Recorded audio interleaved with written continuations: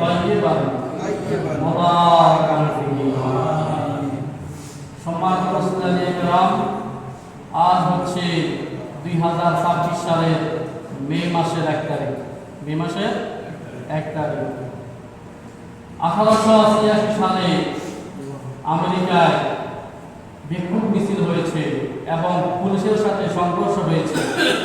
সেই হিসাবে সেটার উপর কেন্দ্র করে আমেরিকায় 1889 সালে 1 মে কে তারা শ্রম দিবস হিসেবে তারা স্বীকৃতি দিয়েছে।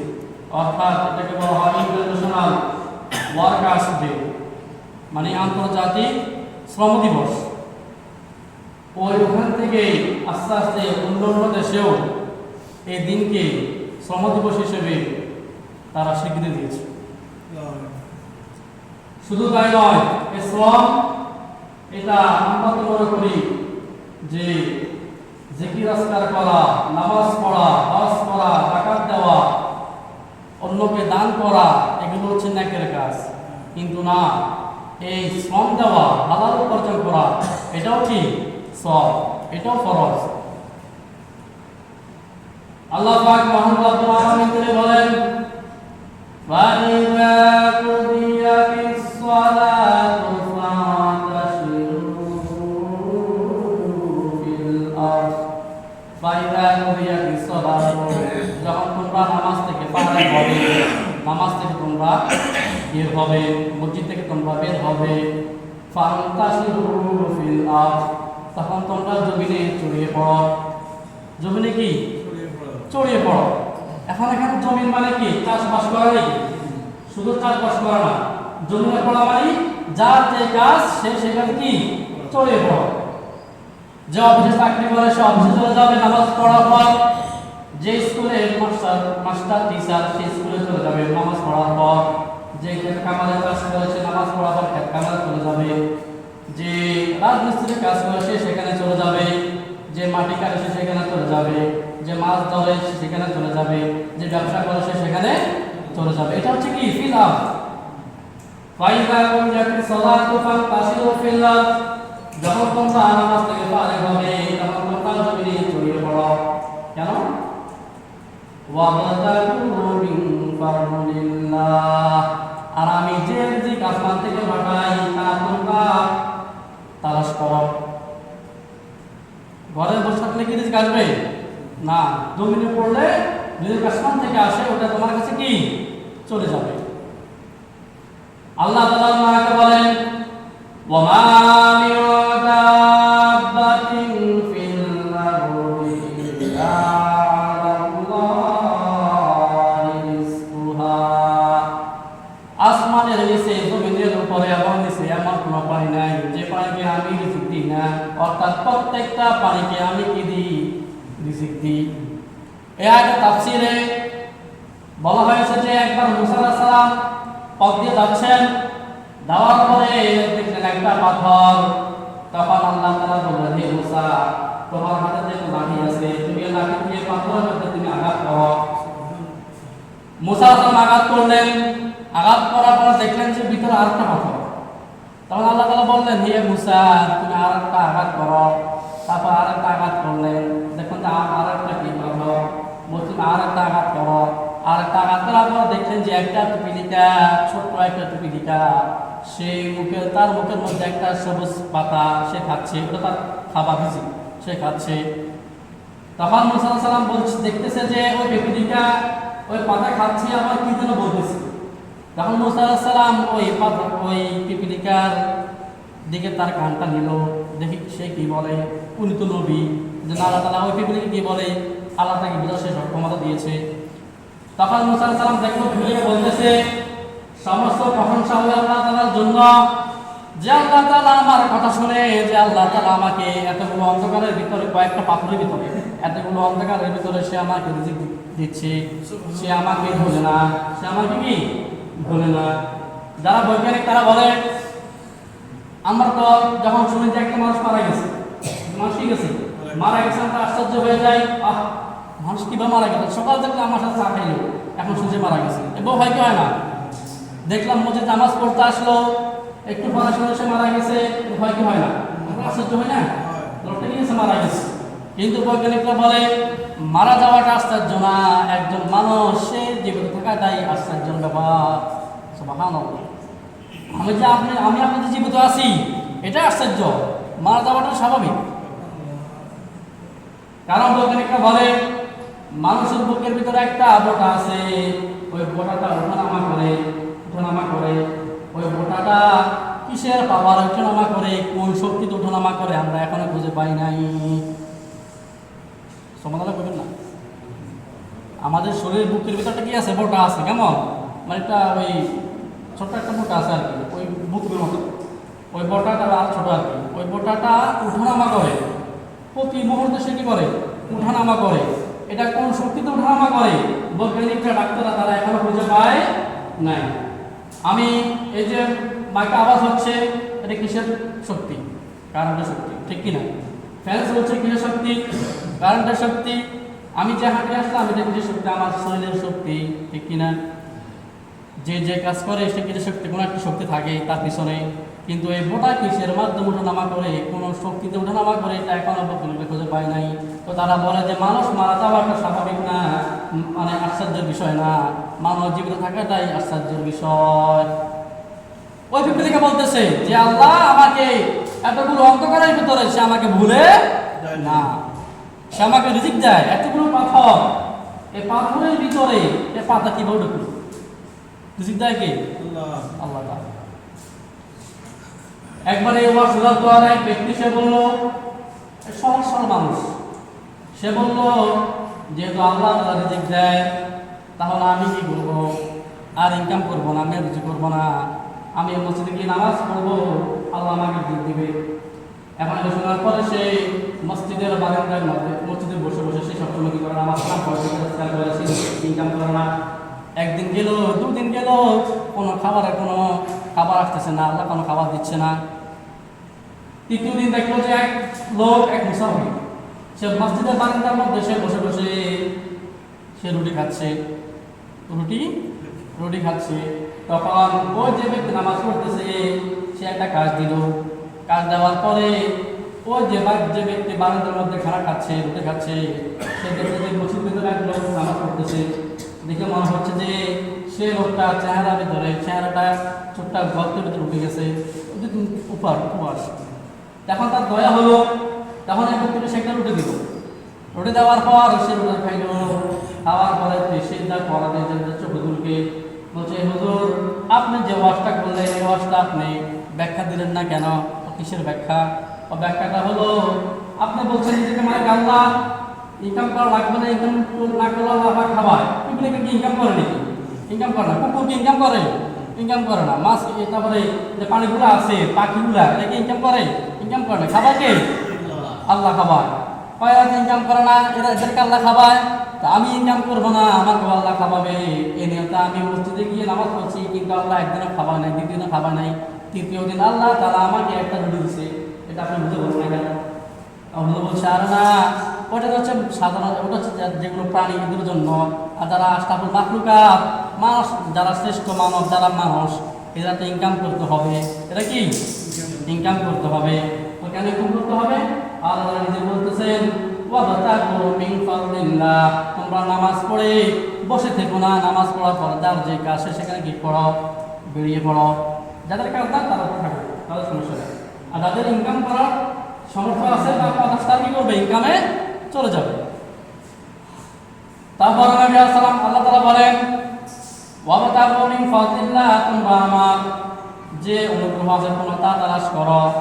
হাদিসের মধ্যে নবী করিম সাল্লাল্লাহু আলাইহি ওয়াসাল্লাম তিনি বলেন আল কাসিবু হাবিবুল্লাহ, যে ব্যক্তি উপার্জন করে, ইনকাম করে, সে হচ্ছে আল্লাহর বন্ধু। সে কি আল্লাহর বন্ধু। আর যে বেকার, সে কি আল্লাহর বন্ধু না। যে উপার্জন করে সে আল্লাহর বন্ধু। শুধু তাই নয়, আল্লাহর হাবিব মুহাম্মদ সাল্লাল্লাহু আলাইহি ওয়াসাল্লাম তিনি বলেন তালাবুল হালালি ওয়াজিবুন আলা কুল্লি মুসলিম, প্রত্যেক মুসলমানের উপর হালাল ইনকাম করা, হালালভাবে ইনকাম করা প্রত্যেক মুসলমানের উপর ফরজ। প্রত্যেক মুসলমানের উপর কি ফরজ? নবী করিম সাল্লাল্লাহু আলাইহি ওয়াসাল্লাম আরেক হাদিসে বলেন, নামাজ, রোজা, হজ, যাকাত, পর্দা এগুলো কি ফরজ। এই ফরজগুলোর পরে হালাল ইনকাম করা এটাও কি ফরজ। এটা নফল না, ইনকাম করা কি না নফল না, এটা ফরজ। এটা আল্লাহ পাক ফরজ করে দিয়েছেন। শুধু তাই নয়, আল্লাহ পাক মহান রব্বুল আলামিন তিনি সূরা মুমিনুনের 51 নম্বর আয়াতে তিনি বলেন, ইয়া আইয়ুহার রাসূলু কুলু মিনাত তাইয়্যিবাত। হে রাসূলগণ, মানে মুহাম্মদ সাল্লাল্লাহু আলাইহি ওয়াসাল্লাম থেকে নিয়ে আদম আলাইহিস সালাম পর্যন্ত যত নবী রাসূল দুনিয়াতে এসেছেন, সকল নবীকে আল্লাহ তাআলা করে বলেন, হে রাসূলগণ, কুলু মিনাত তাইয়্যিবাত, তোমরা হালাল ইনকাম করে তোমরা খাও। কাদেরকে বলে? নবীদেরকে বলে। নবীদের বলতো যে আমি নবী। এখন দেখেন অনেক পীর আছে, কি থাকে, বসে থাকে এভাবে সোফা সাহায্য মতো বসে থাকে, তার মুরিদরা তাকে কত কিছু আনি দেয়, সেই কোন ইনকাম করে না। মুরিদের ইনকাম মানে মুরিদের হাতে দেশে চলে, আছে না ইনকাম? আছে কি না?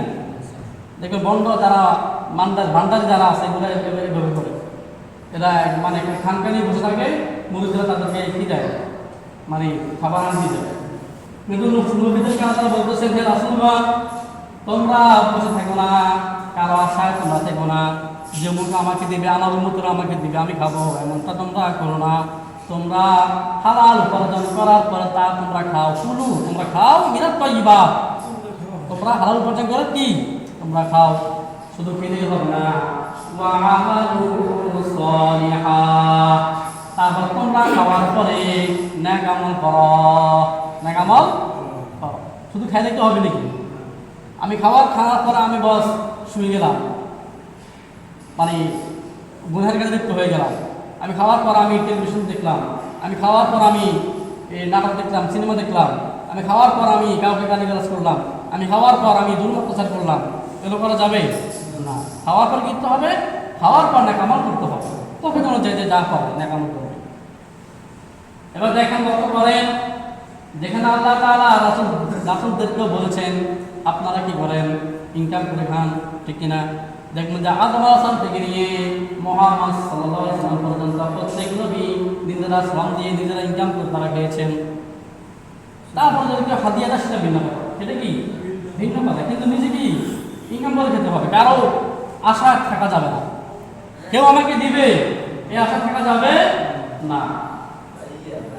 একবার নবী করিম সাল্লাল্লাহু আলাইহি ওয়াসাল্লামের নিকট এক লোক এসে বলল, হে আল্লাহর রাসূল, আমাকে কিছু দেন, মানে ভিক্ষা চাইল। বল, হে আল্লাহর রাসূল, আমাকে কিছু দেন।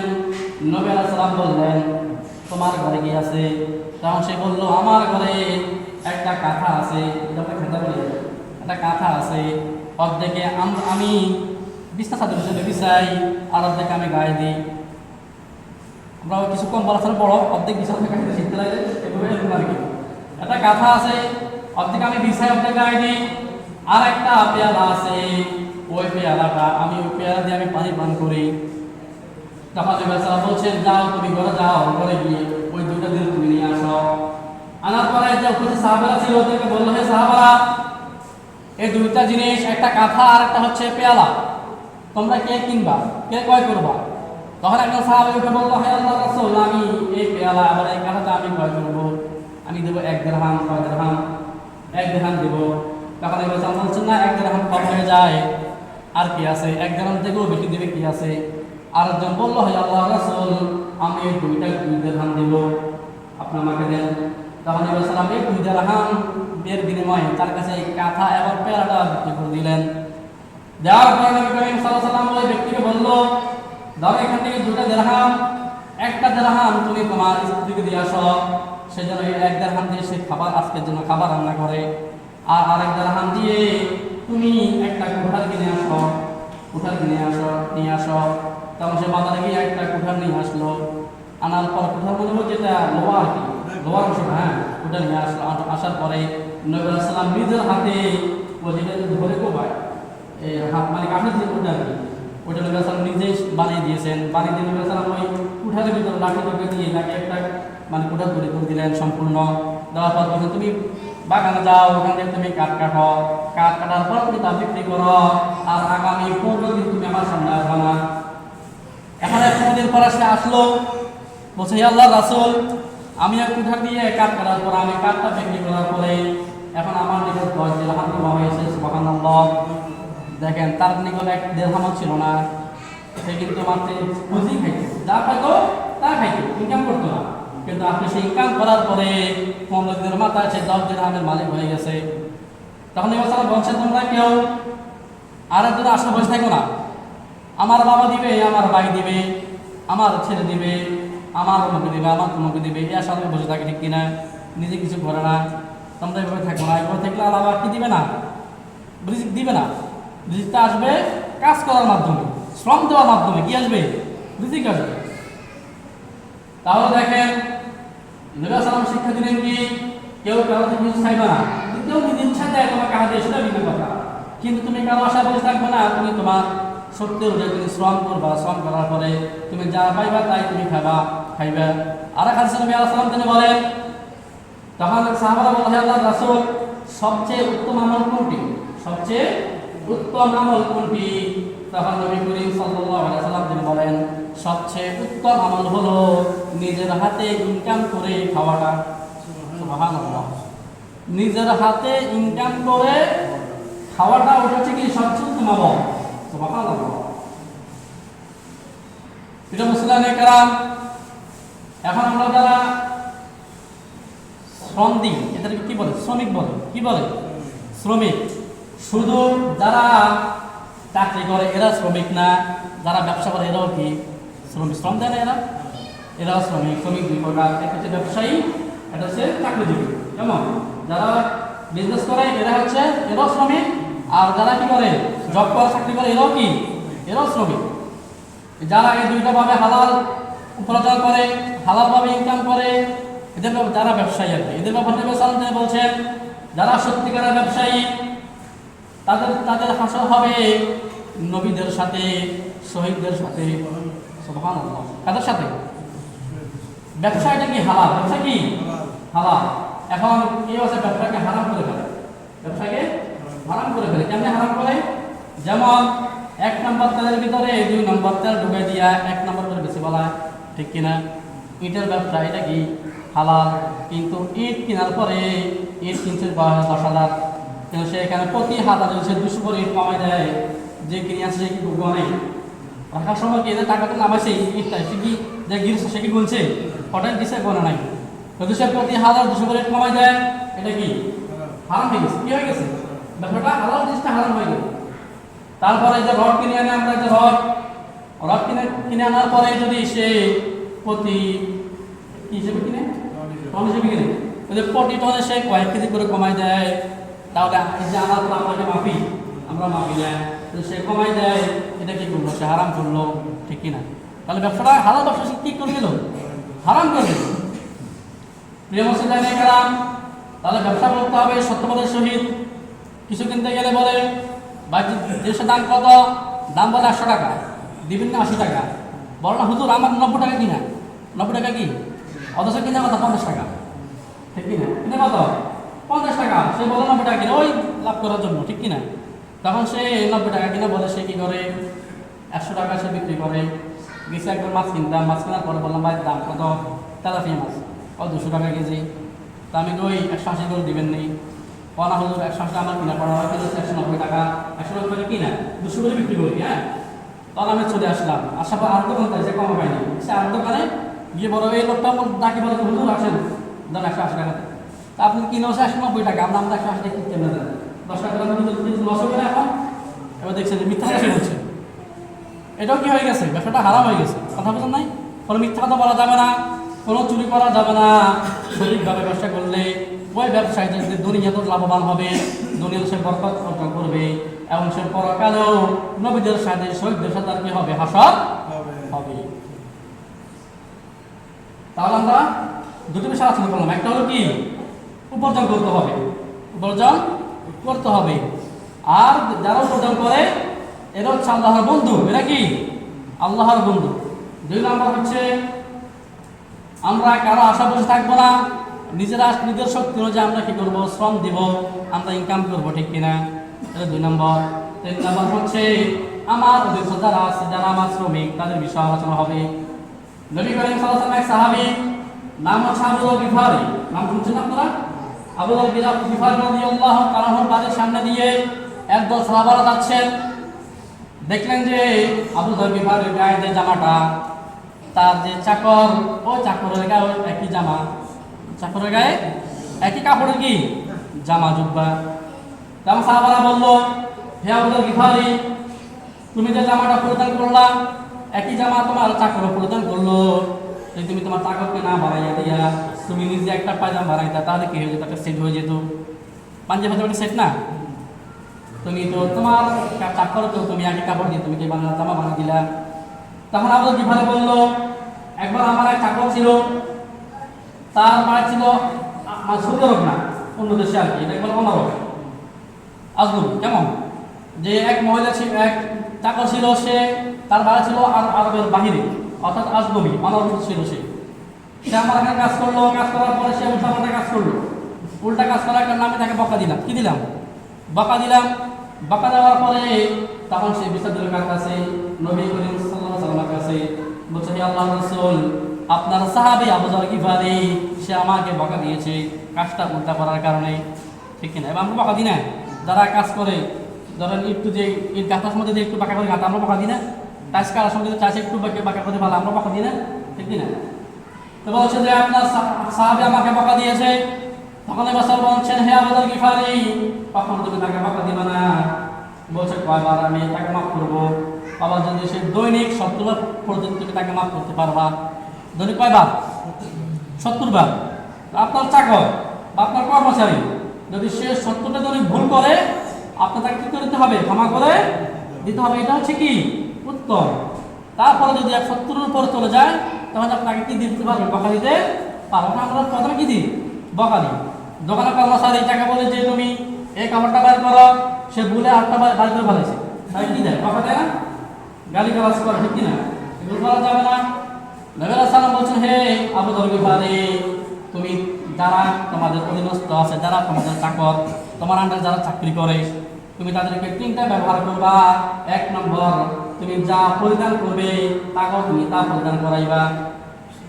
তুমি যে কাপড় পরিধান করবে, সেম কাপড় তুমি তাও কি করবা? পরিধান করাইবা। 2 নম্বর, তুমি যে খাবার খাবে তাকেও তুমি সে খাবার খাওয়াইবা। ঠিক কিনা? নিজে গোস্ত মরক খাবে, আর যে কাজ করে তাকে খাবাই বল বক্তা দিয়ে যায় যে পাতা দিয়ে, ঠিক কিনা? এমন যেন না হয়।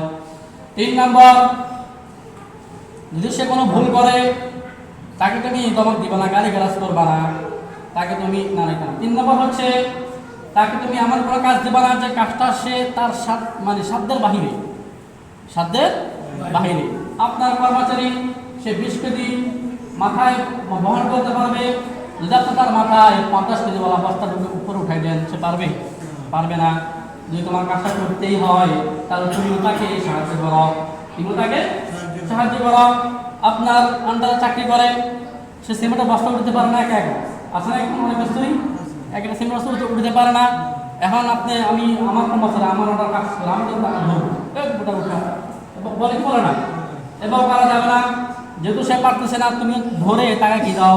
তার মাথা তুমি বস্তাতে উঠাই দাও, সিমটা বস্তা তার মাথায় কি দাও? উঠাই দাও। কথা বুঝছেন? তাহলে যারা কাজ করে আমাদের আন্ডারে, এদেরকে করতে হবে 3টা ব্যবহার করতে হবে। 1 নম্বর হচ্ছে, নিজে যা খাবে তা খাওয়াতে হবে, নিজে যা পরিধান করবে তা পড়াতে হবে। নিজে যদি তাকে তার সাধ্যের বাইরে কোনো কাজ দেওয়া যাবে না, যে কাজটা সে করতে পারে না। যদিও দাও, তুমি সকাল কি করো? সাহায্য করো। বুঝছেন তো কথা? আবু যর গিফারি বলেন যে, হুজুর আমাকে 3টা কথা বলার পর আমি ওদিন থেকেই আমি যা রান্না করি, যা নিজে খাই, আমার চাকরদেরকে আমি বউদেরকে আমি তা খাওয়াই। ঢাকা শহরে দেখবেন বা টাউন অঞ্চল গেলে দেখবেন যে অনেকে ওই নিজেরা ভালো খাবার খায়, কিন্তু কর্মচারীদেরকে যেগুলো থেকে যায় এগুলো খাবার, ঠিক কিনা? নিজেরা ডাইনিং টেবিলে বসে খায়, কিন্তু কর্মচারীদেরকে কিচেন রুমে ওই নিচে বসে তারা খায়। সাহাবারা কি করতেন? সাহাবারা যখন খানা খাইতেন, ডাইনিং টেবিলে বসে বা নিজেরা যেখানে যেভাবে বসে তারা বসে একসাথে বসে তারা খানা খাইতেন। এটা হচ্ছে নিয়ম। তারা তোমাদের বন্ধু, তারা তোমাদের ভাই, এদেরকে কোনো ছোট করা যাবে না। এখন তো আমরা যারা মুসি এদেরকে ছোট করে কথা বলি, যারা জেলে মাছ ধরে থেকে আমরা ছোট করে কথা বলি, যারা চুল করে নাফি এদেরকে আমরা ছোট করে কথা বলি, যারা রিক্সা চালায় এদেরকে আমরা ছোট করে কথা বলি, এগুলো করা যাবে না। সবাই সমান, সবাই কি সমান। আল্লাহ তাআলা কি বলছে, ওয়াবতাগু মিন ফাদলিল্লাহ, তোমরা আমার অনুগ্রহ তোমরা তালাশ করো। একটা উদাহরণ দিয়ে শেষ করবো, সেটা হচ্ছে আল্লাহর অনুগ্রহ তালাশ করো, যে যেভাবে পারো সেভাবে করো, হালাল পাবে, হারাম পাবে না। কেউ ব্যবসার মাধ্যমে, কেউ চাকরির মাধ্যমে, কেউ চুল কেটে, কেউ জুতো সেলাই করে, কেউ দর্জি মানে জামা সেলাই করে, কেউ আপনার মাছ ধরে, এক একজন এক একভাবে কি করে ইনকাম করো, এটা কি জায়েজ, হালাল। যেমন ধরেন একটা পুকুরে মাছ ধরবে, কেউ ধরে বড়শি দিয়ে, কেউ ধরে জাল দিয়ে, কেউ ধরে হাত দিয়ে, হাতের মাছ ধরে, কেউ ধরে হাতে মাছ ধরে, কেউ ধরে নেট দিয়ে, ওই যে 3 কোনা নীল নেটগুলো নেট দিয়ে ধরে। একজন একভাবে কি করে মাছ, উদ্দেশ্য কি মাছ ধরা, উদ্দেশ্য কি মাছ ধরা, একজন একইভাবে করে। তো কেউ কাউকে ছোট করে কথা বলে যে আমি বড়শি দিয়ে ধরি, জাল দিয়ে ধরে, কেউ কিনে করে না। আমাদের উদ্দেশ্য হচ্ছে আল্লাহ থেকে রিজিক নেওয়া, আল্লাহ থেকে রিজিক নেওয়া, যে যেভাবে পাবো, যে যেভাবে ভালো পাবে, যে যেভাবে পাবো। এখন আমি অফিসার, আমি একজন দারোয়ানকে আমি ছোট করে কথা বলি, সে তো আল্লাহ থেকে রিজিক নিচ্ছে, দারোয়ানি করি, আমি সৌদি নিচ্ছি, ঠিক কিনা, একজন একভাবে নিচ্ছি, কাউকে ছোট করা যাবে। আমার উদ্দেশ্য কি, সবাই আল্লাহ থেকে রিজিক নিচ্ছে, একজন এক ভাবে, কাউকে ছোট করা যাবে না। তাহলে আজকে আমরা কি বুঝলাম? 1 নম্বর হচ্ছে বেকার থাকা যাবে না, অলস থাকা যাবে না, ইনকাম করতে হবে। কি করতে হবে? ইনকাম করতে হবে। আর যারা ইনকাম করে হালাল ভাবে, এদেরকে আল্লাহ কি বলছে? আল্লাহর বন্ধু। কার বন্ধু? আল্লাহর বন্ধু। 2 নম্বর হচ্ছে যে কারো আশায় থাকা যাবে না, কারো আশায় থাকা যাবে না, নিজে ইনকাম করে খেতে হবে। আমাকে আমার বাপে দিবে, আমার ভাই দেবে, আমি খাবো, এভাবে করা যাবে না। আমার বাপের অনেক টাকা আছে, আমি বসে বসে থাকলে কোনো সমস্যা নাই, এভাবে করা যায়, ইনকাম করতে হবে, ঠিক কিনা? 3 নম্বর হচ্ছে যারা আপনাদের অধীনস্থ আছে, তাকওয়াত আছে, বুয়া আছে, কাজের বুয়া আছে, কর্মচারী আছে, এদের সাথে ভালো ব্যবহার করতে হবে। কি ব্যবহার? ভালো ব্যবহার। ভালো ব্যবহারটা কেমন? ওই যে দিতে যা খাবে তা খাওয়াইবে, যা পড়বে তা পড়াইবে, এবং কি সে অন্যায় করলে দৈনিক আবার মাফ করবে, 70 বার মাফ করে দিবে, তাকে সুন্দরভাবে বলবে। আর কি কিভাবে বলবে? সুন্দরভাবে বলবে, তুমি কাজটা এভাবে করো, এভাবে করিও না, ঠিক কিনা? কেউ তো ইচ্ছা করে কি করে না, মানে ভুল করে না। যদি যে আপনার মনে হয় ইচ্ছা করে করছি, তখন চাই তার বিচার করে, সমস্যা নেই, ঠিক কিনা? যে সে ইচ্ছে করে টাইস উল্টা লাগালেছে, ঠিক কিনা? অনেক কাছে এক জায়গায় দেখলাম যে টাইসের যে ওই সাইড, মানে যে সাইডটা ভিতরে থাকে, ওই সাইড দিছে উপরে, এই সাইড দিছে ভিতরে। এখন কি বাবা দেবো, কি দিব না, এখন তো বাবা দিতে হবে, ঠিক কিনা? আর যেটা ভুল হয়ে গেছে সেটা মাফ করতে হবে। তো যাই হোক, আল্লাহ আমাদেরকে আমল করার তৌফিক দিক। আমিন। ওয়া আখিরু দাওয়ানা আলহামদুলিল্লাহি রাব্বিল আলামিন। যারা মাসনাদ পড়ে যারা